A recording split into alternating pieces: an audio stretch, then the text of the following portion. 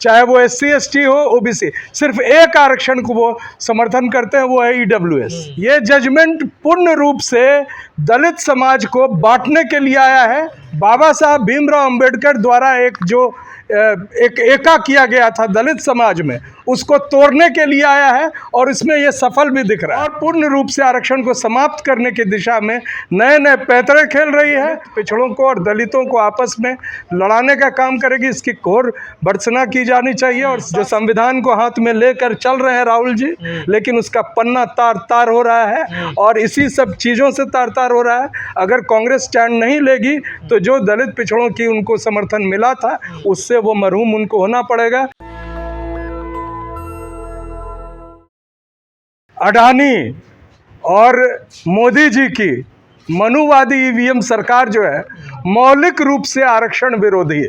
उसका कोई भी कदम ऐसा नहीं है जो आरक्षण के पक्ष में हो, चाहे वो SC ST हो OBC, सिर्फ एक आरक्षण को वो समर्थन करते हैं, वो है EWS। और जो अभी दिख रहा है, ये जो जजमेंट आया है, ये जजमेंट पूर्ण रूप से दलित समाज को बांटने के लिए आया है। ये आरक्षण को आर्थिक आधार के दिशा पर ले जाने के लिए आया है। बाबा साहब भीमराव अंबेडकर द्वारा एक एका किया गया था दलित समाज में, उसको तोड़ने के लिए आया है और इसमें ये सफल भी दिख रहा है। ये खास तौर से मैं वहाँ पर कह रहा हूँ, जो ये परिसर है हिंदू कॉलेज, इसका पिछले साल BA का फीस था 13,000 सालाना और इस साल इसका फीस है 78,000 रुपया सालाना। तो समझिए, और इसी कॉलेज में एक दलित बच्ची जो है जिसका हिंदी ऑनर्स में एडमिशन हुआ है, वो अप्रोच की हम लोगों से कि मैं कैसे पढ़ूंगी, मेरे पास वो पैसे नहीं।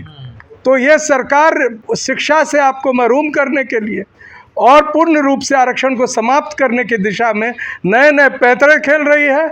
और सबसे बड़ी बात देखिए, जजमेंट में ये इम्पेरिकल डाटा वर्ड यूज़ किया गया है, जाति जनगणना शब्द नहीं यूज़ किया गया है। अगर दलित समाज में भी अगर देखा जाए कि किस जाति ने कितना खा लिया, तो उसके लिए उस जाति का डेटा जरूरी है। जाति जनगणना किए बिना डेटा नहीं उपलब्ध हो सकता है और सरकार जाति जनगणना नहीं कराएगी, वो केवल दलित पिछड़ों को और दलितों को आपस में लड़ाने का काम करेगी। इसकी घोर भर्त्सना की जानी चाहिए। और साथ साथ मैं एक निवेदन कर रहा हूँ अपने तमाम OBC साथियों से कि अगला कदम इनका होगा रोहिणी कमीशन का रिपोर्ट लागू करना।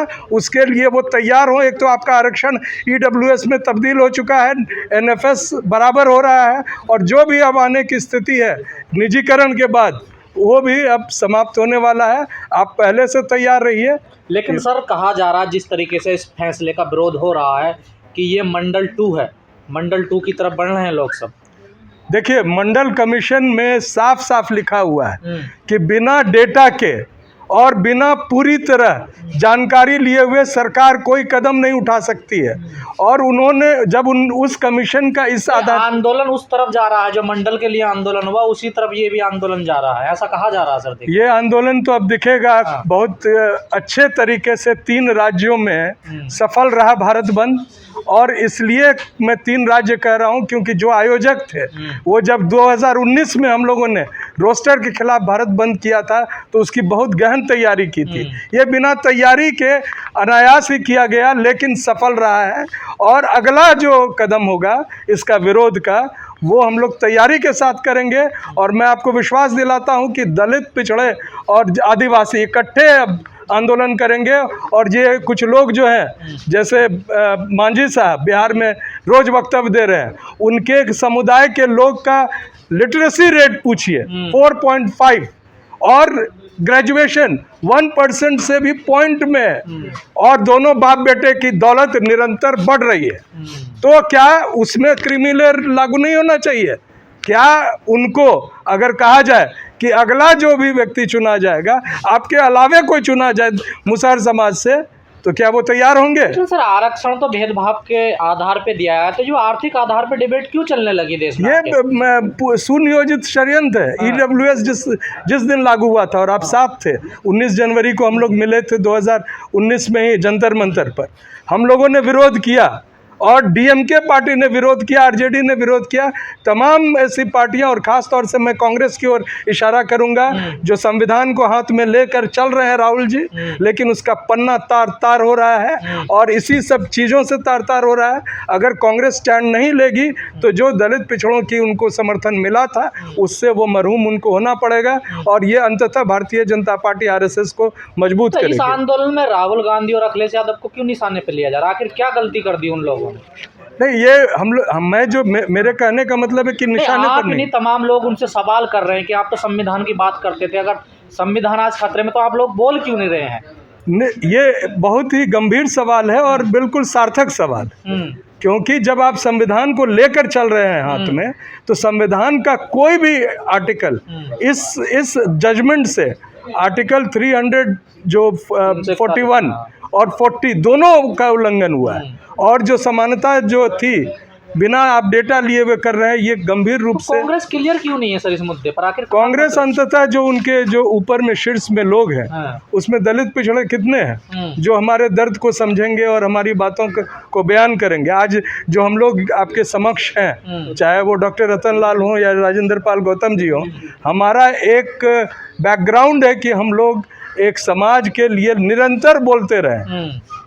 क्या कांग्रेस पार्टी का एक नेता ऐसा आप दिखा देंगे?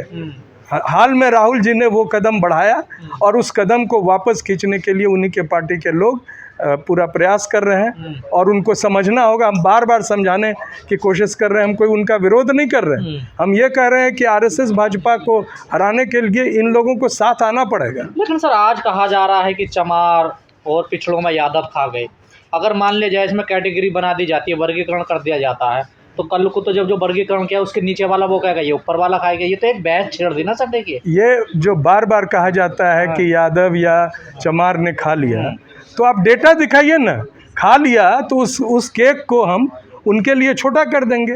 उनकी जो आबादी है इन जातियों की जिनका जिक्र आपने किया, उसके अनुसार बिहार के सर्वे में बताया गया है कि अपने तादाद से बहुत नीचे है इनका शेयर जो गवर्नमेंट जॉब्स में।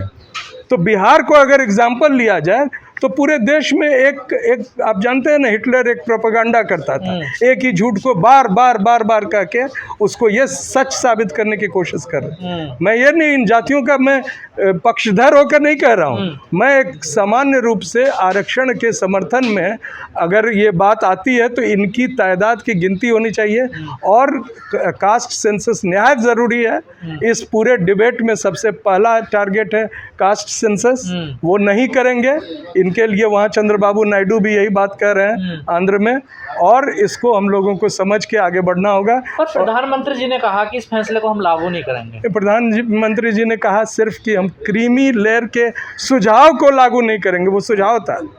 पर ये भी कहा ना जो संविधान में जैसे आरक्षण है वो वैसे ही रहेगा। उनका इंटरप्रिटेशन तो संविधान में ये है कि सभी पूरा देश बेच दो। अडानी के हाथ में बेच चुके हैं।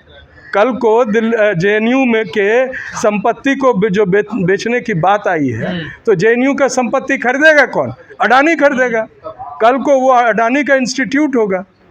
तो ये समझना होगा, पूरे देश में ये बहस जो है वो गलत दिशा पर पूरे आंदोलन को ले जा रही है। हम लोगों का पहला दुश्मन आरएसएस भाजपा है। अगर उसको पराजित करेंगे, उसके बाद अगर ये डिबेट कास्ट सेंसस के बाद होगा तो निश्चित रूप से सार्थक होगा। सभी जातियों के लिए ये फ़ायदेमंद होगा, दलित, पिछड़े और आदिवासियों के लिए खासतौर से। नेशनल दस्तक की आपसे गुजारिश है कि अगर इसको बचाना चाहते हैं तो नेशनल दस्तक को सब्सक्राइब करने के लिए रेड कलर के सब्सक्राइब बटन को दबाएं, फिर बेल आइकन की घंटी दबाएं। नेशनल दस्तक को बचाने के लिए बहुत ज़रूरी है कि हर खबर को शेयर करें, लाइक करें, कमेंट जरूर करें।